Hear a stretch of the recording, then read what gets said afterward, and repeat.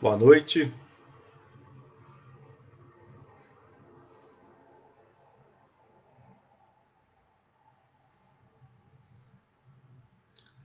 Boa noite, meus irmãos.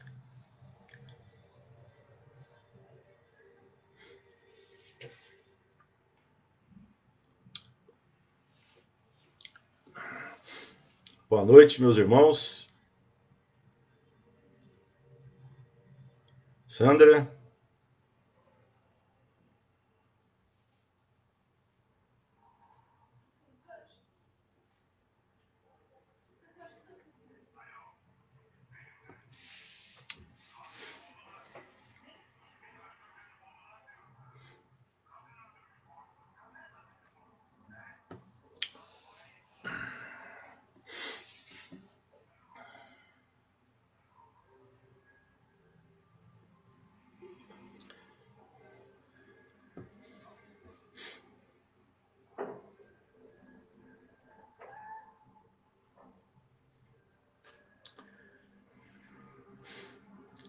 Obrigado, Sandra. Um abraço a todos. Boa noite, meus irmãos. Nós vamos hoje ter a oportunidade, né? Nós estamos tendo a oportunidade de novo de voltar de forma virtual a essa casa onde eu já tive prazer de estar por outras vezes presencial, e hoje a gente tem a oportunidade virtual de estar às voltas com os ensinamentos de Jesus, podendo conversar com todos vocês e assim compartilhar um pouco mais das lições de Jesus para todos nós, né? Vamos começar então, vamos nós outros começarmos o nosso tema, né? Lembrando de nos remetermos ao nosso Pai de amor e misericórdia, para em nome de Jesus, Senhor, rogar a vossa inspiração e proteção para a nossa reunião, lembrando de que todo bem, seja ele qual for, remonta sempre como parte da obra do Cristo Jesus, que é realizada pela vossa honra e glória. E tendo tanto que agradecer, nós agradecemos também por essa oportunidade, Senhor, de refletirmos às voltas com o revivecimento dos ensinamentos do Cristo através dessa doutrina espírita abençoada que nos auxilia tanto nesse aprendizado e no nosso caminhar. Rogamos a vossa misericórdia em acréscimo para essa nossa reunião. E em nome do Cristo Jesus, pela vossa honra e glória, damos início à nossa noite de hoje, à nossa reunião de hoje. Muito bem, meus irmãos. Nós estamos, então, hoje nós vamos estar falando, né, acerca desse tema, Lição nas Trevas e a Última Hora, que é uma lição do livro Cartas e Crônicas, um capítulo do livro Cartas e Crônicas, psicografia do Chico Xavier pelo espírito Humberto Campos. E aqui é interessante a gente já fazer um adendo, né? Que no livro Boa Nova, muitas das vezes a gente pode se questionar, eu mesmo por vezes me perguntava, de determinadas lições dos livros do Chico, notadamente essas crônicas, essas prosas do Humberto Campos, e do próprio Boa Nova, do livro, que a gente não encontrava esses insertos nos evangelhos, nos evangelistas, os quatro evangelistas, nem nas epístolas de Paulo, e a gente se questionava como é que é isso. E aí, um dia, lendo o prefácio do livro Boa Nova, que também é uma psicografia do Chico, pelo espírito do Humberto Campos, o próprio Humberto Campos faz o prefácio. E no final do prefácio, ele cita Marcos, né?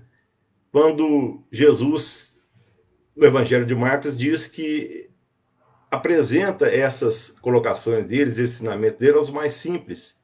E João, depois, no seu evangelho, relata que Jesus ainda fez muitas outras coisas, além do evangelho que João havia terminado. E ele pensa que se tudo fosse escrito que Jesus ensinou e falou, ele conta que nem todos os livros do mundo poderia conter os ensinamentos do Cristo. Aí a gente passa a entender, então, interessante, né?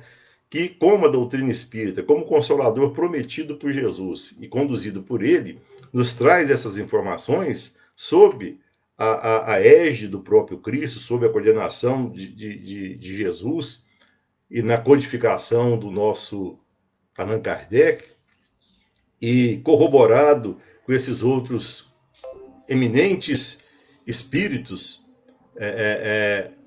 que colaboraram e colaboram com a doutrina ainda, a gente entende a naturalidade dessas questões ou desses ensinamentos que a gente recebe.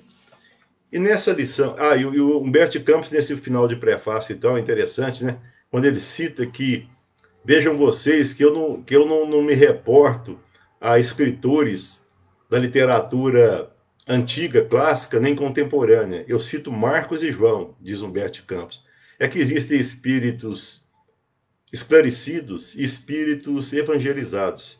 E eu peço a Deus, hoje, que me ajude a fazer parte dessa segunda ordem. Quer dizer, espíritos evangelizados. Interessante esse prefácio do Humberto Campos. Mas nesse livro agora, Cartas e Crônicas, do Humberto Campos, ele vai dizer na lição das trevas que existiu uma área na espiritualidade em que uma reunião de espíritos de muita ignorância, espíritos muito infelizes por ignorantes, né, estavam ali reunidos com rixas, com obscenidades, com palavrões, com críticas, mentalizando suicídios, assassinatos, acidentes, incidentes, de uma forma muito difícil. E um espírito benfeitor se acercou daquela área e começou a atender esses espíritos. Ele abraçava um de um lado, acariciava os cabelos de outro, encaminhava para o atendimento aqueles que tinham condições de se refazer dessa situação difícil, infeliz, de ignorância, nas escolas, nas colônias de atendimento, e ele estava fazendo esse trabalho difícil, e num determinado momento, né, desse serviço, o mandante daquela turma ali de espíritos desorientados, ignorantes, infelizes, né, pediu que todos se afastassem e que deixassem livre a atividade e a ação daquele espírito que estava fazendo aquele atendimento. O espírito, então, né, o espírito benfeitor achou interessante aquela posição daquele mandante daquela reunião difícil ali e falou: "Você me conhece, meu amigo?" Ele falou: "Sim, eu me lembro. Eu era um doente na terra e curaste meu corpo, que a moléstia desfigurava. Eu lembro perfeitamente o seu cuidado ao pensar e no alimpamento das minhas feridas." Olha que coisa. Aí um daqueles que acompanhavam aquele trabalho e aquela presença daquele mandante daquela situação falou: "Mas o que mais que esse espírito, esse rapaz te fez para que mereça a nossa deferência assim, com tanta parcialidade?" E o espírito então falou: "Ele me deu teto e agasalho." Aí um outro ainda responde: "E o que mais, né?" E ele responde: "Ele supriu minha casa de pão e roupa, para que a nudez e a fome não me alcançasse toda a minha família." Aqui é interessante, né, quando o Chico lembra, né, que os hóspedes de Jesus são exigentes, né? Olha que coisa. Os espíritos ali, junto com esse mandante, né, tá querendo saber o que ele fez para merecer essa deferência, essa situação especial que o mandante ali das trevas estava pleiteando para o espírito protetor e trabalhador do bem, né? O outro ainda fala: "O que mais? Só isso?" E ele responde ainda: "Por diversas vezes ele me socorreu com moedas da sua bolsa para que a penúria não me arrasasse, eu e a minha família."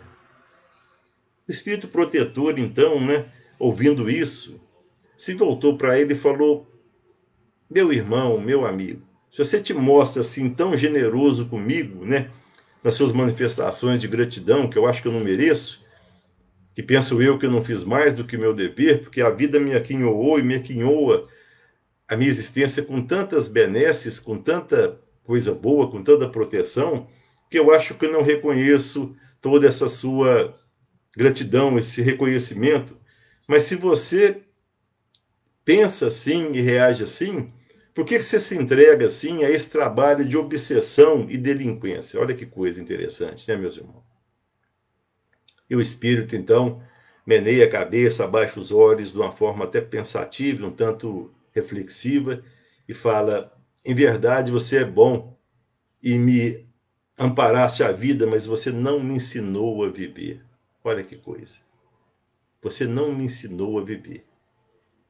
E Humberto Campos termina, então, nos exortando: espíritas, meus irmãos, que essa doutrina consola e esclarece. Com o pão do corpo, estendamos a luz do entendimento, da alma que nos habilite a aprender e compreender, raciocinar e servir.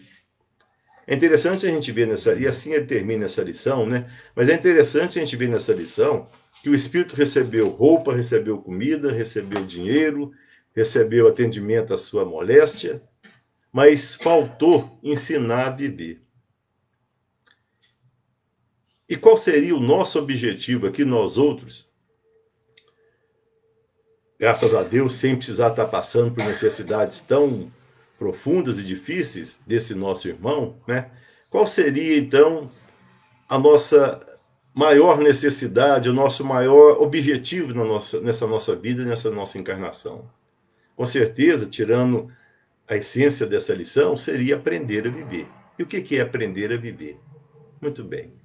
Agora, então, nós vamos nos valer de algumas contas, de algumas situações, até pedindo a permissão até o Haroldo, que ele fez esse levantamento numérico dessas questões que nós vamos levantar agora, porque quando a gente fala em nosso objetivo, aprender a viver, nós temos que nos questionar também o que nós fizemos até agora. O tempo que nós estamos aqui, o quanto que pode ser medido nosso aprendizado de viver. Quanto tempo nós temos ainda para continuar vivendo? Quanto tempo ainda nós podemos continuar nesse processo de vida? Quanto tempo nós temos? É interessante a gente se questionar isso, né, meus irmãos? Independente da nossa idade, dos mais vividos, dos mais antigos, dos mais idosos, dos mais jovens, porque a gente não sabe, ou não tem a plena consciência da nossa programação, a qual nós participamos da espiritualidade antes do nosso reencarne. Qual que é o nosso projeto de tempo aqui, de vida, o que nós temos que fazer e quanto que nós vamos voltar, né? Independente de qualquer situação, nós não sabemos isso, e é interessante que a gente passe, então, se for um ano, um mês, uma semana, 10 anos, 50 anos, a gente faça o melhor aprendizado desse tempo que nós temos, né? E é por isso, né, eu vou lembrar aqui, né, primeiramente, que no Pinga Fogo de 1971, da Rede Tupi, televisão que passava em preto e branco, e que a TV Integração, à época, TV Triângulo, Canal 8, era uma das filiadas, teve um Pinga Fogo, que era um programa que o mediador do programa recebia convidados e tinha participantes do programa que faziam perguntas, e ele também mediava perguntas ao entrevistador. E o Chico participou, o Chico Xavier participou em 1971, em julho, desse programa, que eram em média 2 horas. O primeiro programa levou 3 horas e teve tanta audiência que em dezembro daquele ano, de 1971, teve um outro Pinga Fogo com o Chico, com mais 4 horas de perguntas e respostas que o Chico participou. Muito bem, mas antes disso, nós vamos ver aqui que nesse programa ainda é interessante a gente lembrar, né, só por questão, nós estamos falando de reencarnação, nós estamos falando de outra vida, nós estamos falando de oportunidades através da reencarnação, que esse espírito mandante daquela situação dos amigos, dos irmãos infelizes, na área de trevas, vai ter as outras tantas reencarnações, como nós mesmos, quantas necessitarmos, para o nosso melhor aprendizado, para a nossa libertação, né? Nós estamos falando de reencarnação. Em um determinado momento lá, um pastor, aqui sem nenhuma comentário contrário ou censurável a qualquer religião, a qualquer crença, de vez que cada um de nós está naquilo que nos convence, com o qual a gente acredita e aceita, né? Mas o pastor, então, também participando do programa, perguntou ao Chico, esse negócio de reencarnação, que se na época, então, de Adão, era Adão e Eva e Caim e Abel, como é que fica esse negócio? Como é que ficou esse negócio de reencarnação? Olha que coisa interessante desse programa, né? Quem tiver a curiosidade depois, no YouTube ainda tem. Programa Pinga Fogo 1971. E o Chico, então, com a maior educação, com a maior gentileza, como pastor também foi, muito educado, muito gentil com o Chico, né? Apenas perguntando. O Chico falou: olha, essa questão do Velho Testamento, eu não tenho muito entendimento, não. Eu tenho mais intimidade com o Novo Testamento de Jesus, mas se a gente pegar lá no livro de Gênesis, do Pentateuco de Moisés, nos diz o Chico, capítulo 4, versículo 16 e 17, nós vamos ver que após Caim matar Abel, né, ele foi expulso da face do Senhor. E lá nesse capítulo 4 do livro de Gênesis, versículos 16 e 17, nos consta que Caim se seguiu para uma cidade chamada Nod. E lá nessa cidade, ele casou e teve um filho que ele deu o nome de Enoque, que depois ele construiu uma cidade até e deu o nome da cidade de Enoque em homenagem ao seu filho. Quer dizer, como é que Caim saiu depois de matar a Abel e foi para Nod? Quer dizer, já existia uma cidade com pessoas, com homens, com mulheres, com crianças, uma cidade com gente, que ele achou uma mulher, que ele casou com essa mulher, que ele teve um filho e deu seguimento à vida. Então, nós, dessa forma, vamos entender que demanda de nós o entendimento, um estudo, uma reflexão maior acerca dessa questão de Adão, Eva, o paraíso, a serpente, né? Nós vamos até poder falar à frente aqui. Mas isso é interessante, que nós temos que entender também, dentro desse contexto agora, primeiro essa questão, então, da reencarnação e de que nós vamos falar mais à frente de Adão e de Eva e do paraíso. Mas nós tivemos também inserido nessa situação e que nós conhecemos, e está no livro A Caminho da Luz, psicografia do Chico Xavier, pelo Espírito de Emmanuel, os exilados de Capela. Quem são os exilados de Capela? Capela é um sol da constelação do Cocheiro, que tem à sua volta determinados planetas, como o nosso Sol, que tem também na sua linhagem aqui, nós temos a Terra, Vênus, Saturno, Júpiter, Mercúrio e etc. Então, esse Sol Capela tinha também uns planetas, e um planeta parecido ou com uma certa semelhança com o nosso planeta Terra, estava passando por um processo de evolução de planeta de prova e expiação para planeta de regeneração, como a Terra agora está também já nessa transição planetária. E foram espíritos que não se adequavam, que se não coadunavam com a situação de entendimento dos espíritos mais voltados para o bem nesse planeta, foram exilados. E aí nós temos a colocação do Emmanuel, os exilados de Capela. E quem são esses espíritos? São os egípcios, são os arianos que vieram há 10 mil anos antes de Cristo, são os hebreus e são os hindus. Essas 4 linhagens de pessoas aqui foram recebidas por Jesus, está lá no Caminho da Luz, e Jesus os recebeu com maior carinho, com maior amor, dizendo a eles que eles seriam assistidos, amparados e auxiliados da sua reparação necessária. E muitos deles até voltaram para o planeta de origem, a maior parte deles, os egípcios. Os egípcios voltaram para o planeta de origem deles, arianos muito pouco. Os arianos invadiram a Índia depois e subjugaram a Índia, eram espíritos de mais orgulho, de mais presunção. Os hebreus também, muito poucos voltaram, e os hindus, alguns outros voltaram, né? Nós podemos ver nos próprios egípcios, né, nas pirâmides do Egito, nós vemos que tem detalhes, por exemplo, da distância da Terra ao Sol, do diâmetro da Terra, como isso, há tantos mil anos, 10 mil anos, 5 mil anos antes de Cristo, como eles conseguiram relatar e deixar notificado esse tipo de informação, né? Com certeza espíritos, né, gente? Que agora nosso planeta também está nesse processo.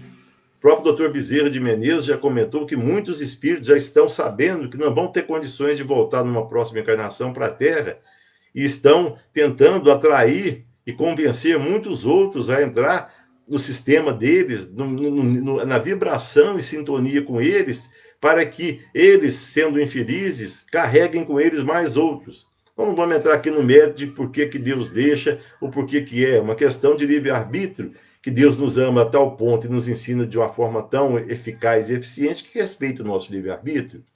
Muito bem. Esses espíritos, então, nós vamos ver com Adão, então, voltando à questão do Adão, então, é o início do projeto dos caídos pela primeira vez. Esses espíritos de capelas que voltaram para a capela são os caídos pela primeira vez, né? E agora, nós iniciamos agora com Adão o início do processo dos caídos pela segunda vez. É o projeto de resgate de Adão. Por quê? Por que nós temos nas Escrituras o paraíso perdido? Por que Adão acha que indo contra as determinações de Deus, ele perdeu o paraíso? Perdeu um planeta evoluído, um planeta como nós temos na Terra hoje, com eletricidade, com telefone celular, com internet, com avião, com automóvel, com remédios para isso, para aquilo, com toda a evolução tecnológica, até moral, com religiões nos voltando para Deus, com a doutrina espírita como consolador que Jesus prometeu, nos ajudando sobremaneira nesse nosso projeto pessoal e tão breve, tão célere dessa uma encarnação, com 60, 80, 90, 100 anos, que é um piscar de olhos, nós vamos ver até que um dia para o Senhor é 1000 anos, né? Então, nós estamos nessa volta agora desses caídos pela segunda vez, começou então com Adão. E aqui é interessante a gente ver uma coisa, pensar numa coisa. Existe uma mística, sem nenhuma superstição, do número 7. Né? Nós temos uma mística do número 7 que, por exemplo, a semana tem 7 dias, né? No Apocalipse nós vemos os anjos com 7 selos, tocando 7 trombetas, o cordeiro com 7 chifres, 7 olhos. Então tem toda uma mística e uma certa relevância essa questão do número 7. Nada de superstição, que é o número da sorte, do azar, disso, daquilo, nada disso. É uma questão mesmo cíclica. E aí nós vamos entender nesse número 7, né, gente, essa questão de ciclo que nós estamos agora a passar nessa resgate da segunda vez que começou com Adão, esse novo ciclo que vai ser de 7 também, só que de 7 o quê? De 7 milênios, 7.000 anos. Nos explicado através da espiritualidade que a cada 7.000 anos a humanidade, o planeta, os planetas relativos mais ou menos similares ao planeta Terra e à nossa constelação, mudam de ciclo. Então, quando Jesus falar que Jesus falou que viria o fim, não é o fim do mundo, não é o fim daqueles que não vão passar à direita e vão para o inferno para sofrimento eterno, ou aqueles que vão passar à esquerda, e aqueles que vão passar à direita vão ficar num céu onde vai manar leite, mel, numa ociosidade que é mais um suplício do que uma benesse, uma bem-aventurança, mesmo porque o Cristo até hoje age e obra em nome de Deus e na obra de Deus. Então, não é nada disso o fim do mundo, é um fim de um ciclo. E nós entendemos agora com a própria doutrina que esses 7.000 anos está acontecendo. De que maneira? Vamos pegar Adão de novo. Como é que Adão realmente existiu? Nós vamos ver no Livro dos Espíritos, da pergunta 50 a 59, e notadamente a de 51 e 52, quando Kardec pergunta se realmente existiu Adão. E os espíritos respondem que sim. Olha que coisa, meus irmãos. Os espíritos respondem sim, existiu, mas não foi o único nem o primeiro. Olha que coisa. Os espíritos respondem que existiu Adão, mas que não foi o único nem o primeiro. Não foi aquela coisa de Deus fazer Adão, depois tirar a costela, fazer Eva, etc. Não vamos entrar no mérito disso. Nós não estamos de novo criticando que muitos de nós, a maioria de nós, viemos desse entendimento para uma outra reflexão agora que nos auxilia, através do raciocínio, né, a compreender mais extensivamente essas questões divinas das leis de Deus. Né? Então, os espíritos respondem que não foi o primeiro nem o último. E Kardec continua. E quando foi que ele viveu aqui na Terra? E os espíritos respondem, mais ou menos na época que assinalais, há 4.000 anos antes de Cristo. Então, Adão viveu, teve a Eva, teve o Caim, teve o Abel, nós já falamos, Caim foi para Nod, casou, teve o filho Enoque, teve muita gente, e a vida continuava. E 4.000 anos antes de Cristo e Adão. Então, nós passamos 4.000 anos antes de Cristo, nós temos mais 2.000 de Cristo, agora são 6.000. E nós já entramos 21 anos no terceiro milênio.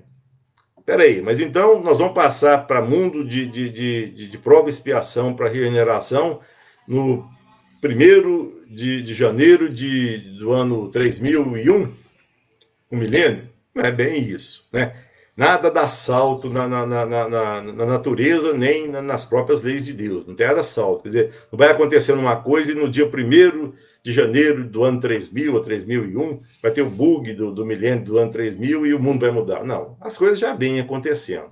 E como que isso vem acontecendo? Como que a gente pode estar entendendo isso que já vem acontecendo, né? Muito bem, nós temos ainda, voltando de novo à questão do pinga-fogo do Chico Xavier, não me lembro agora se ele falou isso em dezembro ou em julho, mas eu acredito que foi em dezembro do ano de 1971, onde o Chico comentou que o Espírito perguntou, o mediador perguntou para o Chico se a Terra está para passar por essa questão de mundo de expiação para mundo de regeneração, se ele tinha uma informação, se ele tinha uma ideia de quando isso poderia ocorrer. Aí o Chico parou, pensou, parece que escutando alguma informação, né? O Emmanuel passando para ele, mais uma coisa. Falou, olha, os Espíritos têm me dito que isso deve estar por acontecer por volta do ano 2057. Olha que coisa. Aí a gente fica também questionando. Se o ciclo é de 7, e nós estamos falando em milênios, são 7 milênios, e nós estamos no 7 milênio agora, 2057 ainda está muito longe do terceiro milênio. Aí nós voltamos à questão de que nada na natureza e na obra de Deus dá salto, nada acontece de chofre, mas sim, as coisas vão acontecendo passo a passo, vida a vida, encarnação a encarnação, e tudo vai se conduzindo conforme a vontade de Deus, conforme os desígnios de Deus, suprido por Jesus com relação à Terra, que é o governador do nosso planeta, da nossa escola, uma escola abençoada, uma escola, meus irmãos. Aqui vale um adendo também, né, para a gente entender um pouco da magnitude desse nosso diretor, dessa nossa escola, o Cristo Jesus. A Terra está cientificamente comprovada através de pesquisa com urânio 238. A Terra está cientificamente comprovada que ela tem 4 bilhões e 500 milhões de anos. 4 bilhões e 500 milhões de anos. E por vezes a gente fica ansioso porque o sinal vermelho está demorando a abrir, né? E quando a gente olha para trás, passou 60 anos, passou 80 e lá vamos nós, né? Mas há 4 bilhões e 500 milhões de anos atrás, Jesus já era o Cristo. Então esse é o diretor da nossa terra, onde por vezes aqui, sem também de maneira alguma querer julgar quem quer que seja, nós nos pegamos ansiosos e afogadiços, ou preocupados, ou inseguros, porque esse ou aquele governante vai fazer isso ou aquilo, porque esse ou aquele condutor do país vai provocar uma terceira guerra, vai acabar com o mundo, a guerra nuclear, porque isso ou aquilo vai acontecer. Nos esquecendo que Jesus igualmente nos ensinou que até os cabelos da nossa cabeça estão contados e que não cai uma folha de uma árvore que não seja da vontade de Deus. Então nós estamos conduzidos primeiramente pelos desígnios e vontade de Deus. E como condutor desse nosso processo de aprendizado, o Cristo Jesus. E aqui vale lembrar também, meus irmãos, que dentro desses 4 bilhões e 500 milhões da condição de Jesus crístico, nós temos a informação também espiritual de que nós andamos por um processo de evolução até um determinado momento em que nos tornamos, através do nosso esforço, do nosso conhecimento e principalmente do nosso sentimento e da nossa efetivação do amor em nosso coração, para principalmente com os nossos semelhantes, com aqueles que compartilham conosco dia a dia, a vida, em todas as áreas da nossa ação, né? Nós nos pegamos vendo que por vezes, né, essa situação de tempo é muito relativa com o que nós vamos acontecer conosco. Então, nós estamos conduzidos, então, por esse Cristo Jesus, né, na nossa, por vezes, segurança, na nossa condição melhor de aprendizado. E lembrando também que reencarnação é merecimento, não é punição. Mesmo que por vezes a gente se questione, espera aí, a doutrina espírita é de ação e reação, causa e efeito. É assim, é assim. A própria causa da gente estar aqui no planeta Terra é o fato de a gente precisar dessa escola ainda para o nosso aprendizado. Nós não passamos de ano para um outro planeta ainda melhor do que a Terra. É causa e efeito, é ação e reação. O fato da gente ter nascido na Terra, ou não em talvez Júpiter, que é considerado o planeta mais evoluído do nosso sistema solar, é porque nós ficaríamos naturalmente e logicamente deslocados num planeta de maior evolução, em que a gente ficaria realmente sem estar sintonizado com a evolução dos espíritos que lá convivem e vivem. Mas é natural isso, eles também, com certeza, passaram por esse processo que nós estamos passando hoje. Então, tudo isso é natural. E lembrando que Jesus nos asseverou que nenhuma das ovelhas de meu Pai se perderá, e que estaria conosco até o final dos tempos. De novo aqui, final dos tempos, final do ciclo, final da transformação de prova e expiação para planeta de regeneração. E aqui a gente lembrar também que o planeta de regeneração não é um planeta de já evoluído de espírito crístico. Voltando à questão do espírito puro. Nós chegamos à condição de espírito puro, então, pelo nosso esforço, pela nossa vontade e prática do amor que nós temos no nosso coração, nós chegamos à condição de espírito puro. E aqui nós lembrando da Alcione, lá no livro Psicografia do Chico pelo Emmanuel, Renúncia, que ela ia reencarnar na Terra para ajudar uma pessoa que tinha sido, não sei se filho dela, ou pai dela, esposa, não me lembro aqui agora, mas Alcione ia reencarnar aqui, e os espíritos amigos dela e responsáveis pela reencarnação alertaram ela: Alcione, você não precisa mais reencarnar na Terra. Você tem condições de continuar o seu processo de evolução e aprendizado em outras áreas melhores que não a Terra.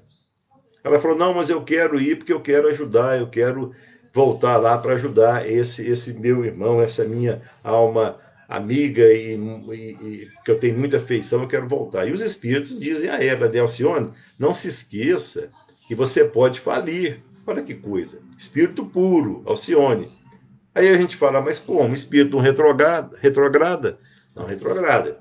O nível que nós chegamos, ou nós estacionamos ou evoluímos, não retrogradamos. Mas a gente pode criar condições de reparação. Eu não vou deixar de ter as virtudes que nós já conseguimos obter desse nosso esforço de aprendizado, eu não vou deixar de ter. Se eu já consegui ter a virtude da paciência, né?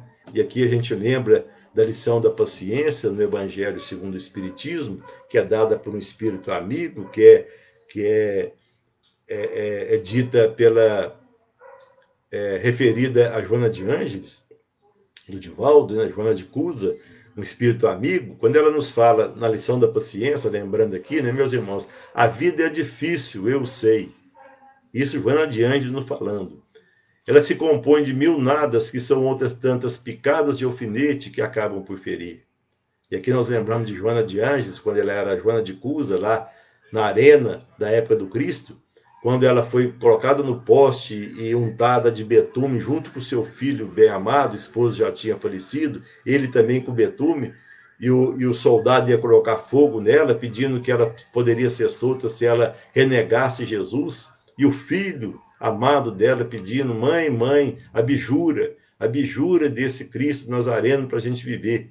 E ela se lembra de Nossa Senhora, que viu seu filho crucificado e, com o coração partido de dor, aceitou resignadamente a vontade de Deus e falou para ele, né? Olhou para o filho e falou: meu filho, né? Nós não estamos sozinhos. E quando o soldado chegou e falou: esse seu Cristo, esse seu mestre Nazareno, já colocando fogo nela, só te ensinou a morrer?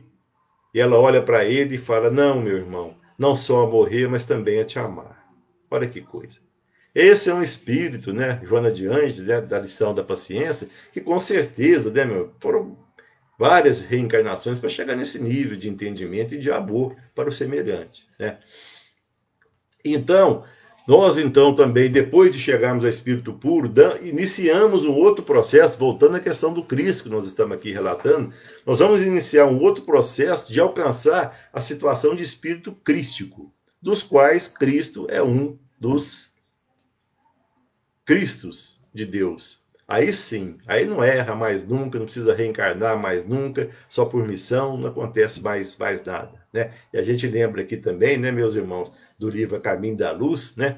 Quando, psicografia do Chico, pelo Emmanuel, quando o Emmanuel comenta que com relação à Terra, olha que coisa interessante, meus irmãos, por isso a gente vai voltar de novo a essa questão do tempo aqui, que nós temos que fazer. Com relação à Terra, os espíritos crísticos, dos quais Cristo, Jesus, é um dos participantes, com relação ao planeta Terra, se reuniram até hoje 2 vezes. Olha que coisa, meus irmãos. O que a doutrina nos traz, nos esclarece e nos convence? A primeira vez que eles se reuniram com relação ao planeta foi na construção do planeta, quando Jesus recebeu de Deus uma mônada do Sol para construir essa escola colorida, com sol, com flores, com cores, com oportunidades, com vida, com 1000 oportunidades de essência divina em cada um de nós, para o nosso melhor aprendizado. Primeira vez.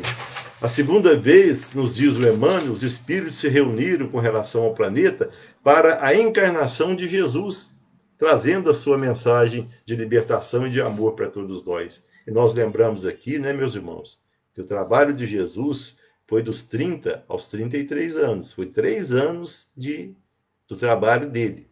Lógico que como criança tudo, ele já vinha, né? Já teve passagens dele em ação também. Mas o trabalho missionário do Cristo com relação a nós, seus tutelados na Terra, foi dos 30 aos 33, 3 anos. Em 3 anos ele fez coisas tão profundas com relação a nós, seus tutelados, seus irmãos bem-amados, que passou a idade a ser contada em antes dele e depois dele. Antes de Cristo e depois de Cristo. Em 3 anos, a força do amor dele mudou toda a humanidade, todo o nosso entendimento. E hoje, nós, nos auspícios do nosso entendimento da transformação do planeta de prova e expiação para o planeta de regeneração, nós temos que aproveitar, voltando no início da nossa fala, o que nos resta de tempo para o nosso melhor aprendizado nessa situação. E aqui, então, meus irmãos, a gente volta, então, a já correr para achar esse tempo que nos falta aqui, quando nós citamos aqui em Salmos de Davi, no capítulo 90, versículo 4, e na segunda carta de Pedro, capítulo 3 e versículo 8, quando nós vamos encontrar que 1000 anos para o Senhor é um dia. Nós falamos aqui já antes. E um dia para o Senhor são 1000 anos. Interessante. Então nós vamos guardar isso. Para o Senhor, um dia são 1000 anos. E 1000 anos é um dia. Aqui nós vamos lembrar depois, meus irmãos, que Ismael, o responsável pelo planeta, pelo Brasil, né, junto com uma pleia de espíritos trabalhadores da sua equipe, nos conta a espiritualidade, né? E aqui nós lembramos também de outra passagem de Ismael, quando Jesus está com ele, né, no livro Brasil, Coração do Mundo, Pátria do Evangelho, psicografia do Chico, pelo espírito Humberto de Campos, quando Jesus está sobrevoando o planeta Terra, com Ismael, e fala: Ismael, onde fica aquele país, né, aquelas terras que tem a mensagem da libertação, da redenção do homem no seu céu, e que eu vou transferir meu evangelho de amor do velho mundo para ele, né? Porque Ismael é o responsável pela condução do Brasil. Ismael vem e fala: Senhor, é aqui, traz Jesus do Brasil. E aqui a gente eu penso também, poxa, Jesus construiu o planeta há 4 bilhões e 500 milhões de anos. Ele não sabe onde ficava o Brasil, mas aqui a gente vê a grandiosidade desse espírito. Que ele, delegando a Ismael a missão de conduzir o planeta, o Brasil, ele, para demonstrar confiança e motivar a quem ele delegou o trabalho, não vai interferir ou fazer na frente do trabalho dele que ele delegou. Por isso, para dar mostrar que ele confia no Ismael e motivar ele no trabalho dele com o Brasil, ele fala, onde fica esse país, né? Dando a Ismael a chance de trazer o Cristo pelo nosso planeta que ele vive aqui, as matas virgens, toda a beleza que nós temos no Brasil e, efetivamente, o país, coração do mundo e pátria do Evangelho. Não por acaso também nós estamos aqui, temos essa grande oportunidade de aprendizado. Muito bem. Mas Ismael, então, meus irmãos, em 1831, junto com essas pleias de trabalhadores dele, ele diz: meus irmãos, vocês não se esquecem de que estamos no século do advento do Consolador prometido por Jesus. Olha o que Ismael fala nessa reunião, em 1831. Vocês não se esquecem de que nós estamos no século do advento do Consolador que Jesus prometeu. Que século é esse? 1831, século XIX. Qual que é o Consolador que Jesus prometeu que nós entendemos? Sem nenhuma vaidade, sem nenhum personalismo, nós entendemos que o Consolador que Jesus prometeu é a doutrina espírita. E aqui também vem à tona um adendo para a gente colocar. O Espiritismo é o Consolador prometido. O construtor faz o quê? Constrói. O andador anda. O fazedor faz. O amassador amassa. O perseguidor persegue. E o Consolador? O que ele faz? Consola. Né, meus irmãos? Consola. Então nós temos que começar a tomar ou entender o nosso papel enquanto espíritas, nesses trabalhadores da última hora que nós vamos ver aqui, a missão dos espíritas, os obreiros da última hora, os primeiros serão os últimos serão os primeiros. Qual que é o nosso papel enquanto doutrina espírita? A maior caridade que a gente pode fazer com o espiritismo, nos diz Emmanuel, é a sua divulgação. Mas nós vimos aqui, sua divulgação como consolador que Jesus prometeu. Nossa responsabilidade é grande nesse aspecto. Somos nós que vamos tecer ou criar o terror, criar insegurança, criar desesperança, embora nem sempre a gente esteja sem segurança, sem dúvida, sem dificuldade, porque a nossa fé ainda não alcançou o tamanho de um grão de mostarda que Jesus ensinou. E como o soldado que se voltou para Jesus e pediu ajuda para ele, Jesus falou, você acredita, você crê que eu posso te ajudar? Como esse soldado, esse centurião, nós podemos também, com sinceridade, repetir a Jesus, Senhor, como o centurião falou, Senhor, eu creio, nós cremos, mas ajuda a nossa incredulidade. Ajuda no fortalecimento da nossa fé. Então, o Ismael fala isso com o Consolador prometido, e ele continua falando, serão 100 anos preparatórios dos próximos 100 anos. Aqui nós entramos no fato agora para o encerramento dessa última hora. Ismael fala, são 100 anos preparatórios para os próximos 100 anos. Nós sabemos que o Consolador foi em 1857. 100 anos preparatórios dos próximos 100 anos, como é que a gente analisa isso? 1857 mais 100 anos dá quanto? 1957. 1957 para os próximos 100 anos dá quanto? 2057. O que o Chico falou no Pinga Fogo, 1971? Quer dizer, 71 tem... Quantos anos, hein? 1971, 29, 42 anos atrás. O Emmanuel tem nos dito que é em torno de 2057. Mas vai ser no terceiro mesmo, vai estar mais transparente, mais claro, mais vivo para nós esse mundo de regeneração, onde o bem vai prevalecer. Mas se o bem vai prevalecer, significa o quê? Ele vai prevalecer, mas vai existir ignorância ainda. Não maldade, ignorância ainda. Porque ainda não é mundo ditoso, é mundo de regeneração. Regeneração é como se o doente que sai do hospital carregando aquele soro, carregando o soro, andando devagarzinho, mas vai para casa. Lá na casa ele tem a família, ele tem alimentação, ele tem medicamento, mas já é uma situação melhor do que ele estava lá no hospital, com dificuldade, com risco, já sai então para o mundo melhor. Isso é mundo de regeneração. 2057. Agora nós vamos entrar de novo, voltar nos Salmos 90 de Davi e na segunda carta de Pedro, capítulo 3, versículo 1, e Salmos 90, versículo 4. O que nós vimos lá? Um dia para o Senhor é 1000 anos, e 1000 anos para o Senhor é um dia. Muito bem. Se um dia para o Senhor é 1000 anos, um dia tem quantas horas? 24 horas. E se um dia são 1000 anos, quanto vale cada hora nessa matemática divina com relação aos anos e com relação às horas? Se 1000 anos é um dia e o dia tem 24 horas, cada hora é 1000 dividido por 24. E vai dar o que isso aí? 1000 anos dividido por 24 horas vai dar 42 anos. Então, o que significa, meus irmãos? 42 anos. Se 2057 é quando a gente vai ter mais vivo entre nós, mais transparente e vívido entre nós, esse mundo de regeneração que Deus queira e que a gente consiga estar nele e continuar o nosso carreiro para a nossa condição de espírito puro e futuramente, milenarmente, espírito crístico. Quanto tempo nós temos disso? 42 anos, 2057. Então, como é que a gente vai fazer essa conta? 2057 menos a última hora, que são 42 anos, dá o quê? 2015. Isso mesmo, meus irmãos. A última hora para nós começou em 2015. E nós vamos ter que fazer nesse 2015 para 2057, que seriam 42 anos, mas nós já estamos em 2021, agora já não é mais 42 anos, 2021 para 57 são 36 anos, nós temos ainda, meus irmãos, aqueles que vão estar aqui no corpo, encarnado, ou lá na espiritualidade, desencarnado, mais 36 anos para esse 2057, para a gente fazer, nós como trabalhadores da última hora, o que nós não fizemos em 6.000 anos de civilização e de vida, e de reencarnações e reencarnações. Essa é a última hora que começou em 2015. E depois disso, o que vai ser então? Religiosos bondosos, amor, caridade, trabalhar para o bem comum. Diferente do que foi feito então pelos hebreus, hindus, arianos e egípcios, quando eles foram expulsos do paraíso de Adão, que o paraíso que Adão e Eva falam é o paraíso do planeta, lá do Sol Capela, que eles perderam e foram exilados para cá. Deus queira e nos auxilie que um dia nós não estejamos ali, os exilados da terra.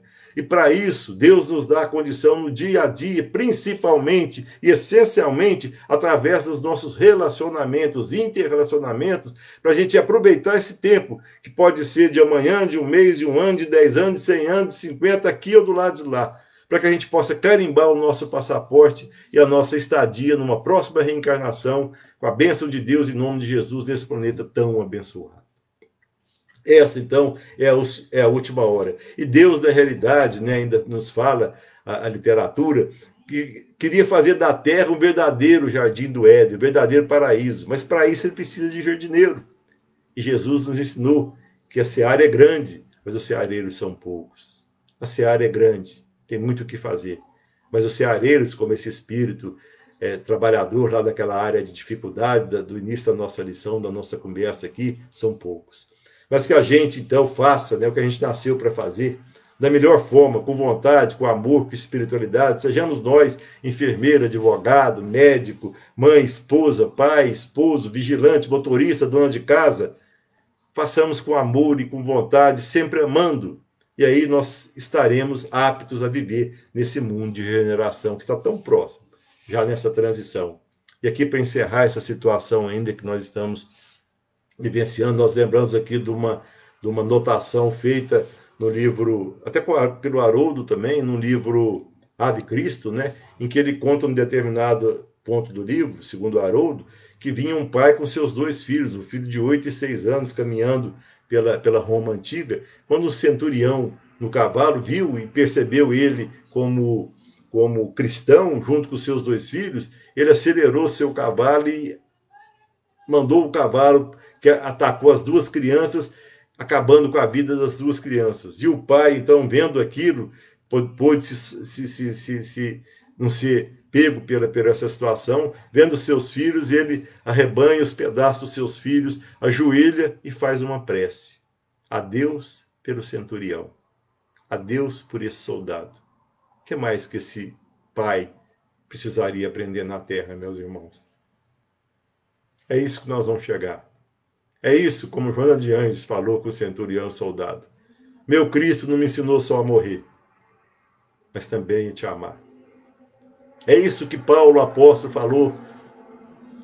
Nós podemos ler no livro Paulo e Estevão, quando o soldado encarregado de degolar ele também ficou inseguro, ficou impreciso para fazer, e Paulo se vira para ele e fala: meu irmão, cumpra o seu dever. Olha que coisa, meu irmão.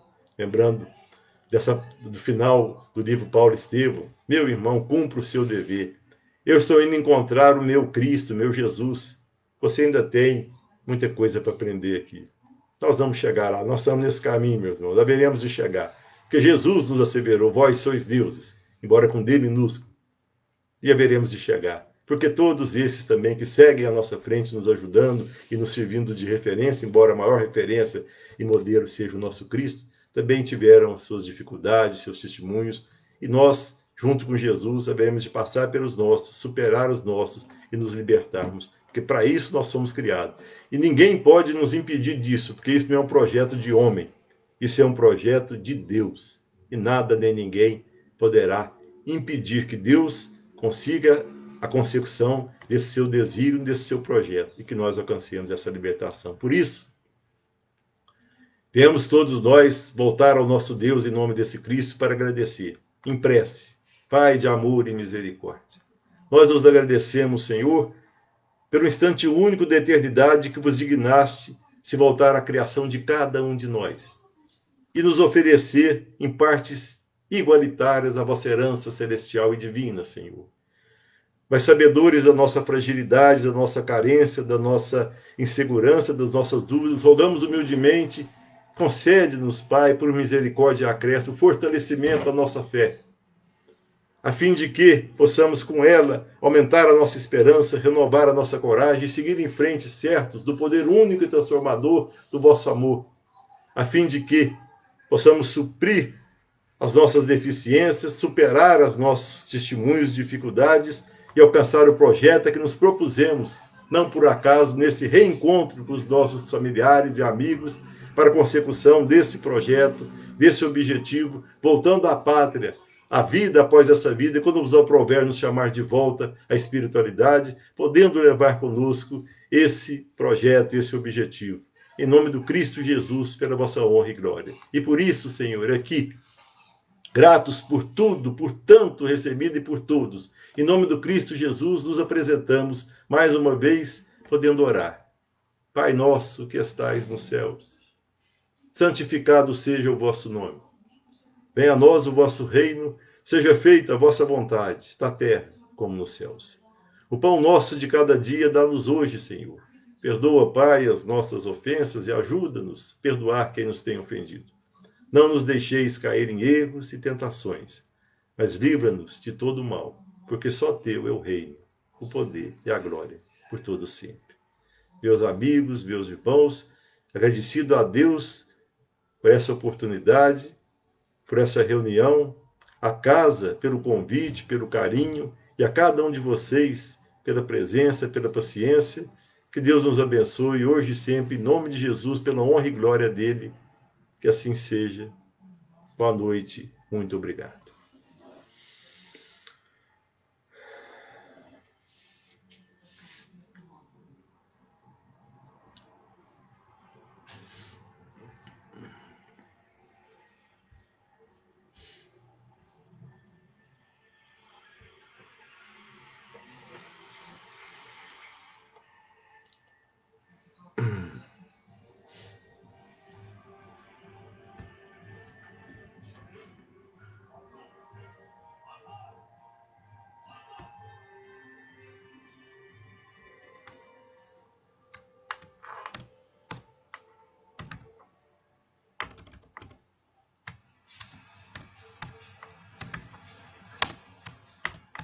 Foi ótimo, hein, Johnny?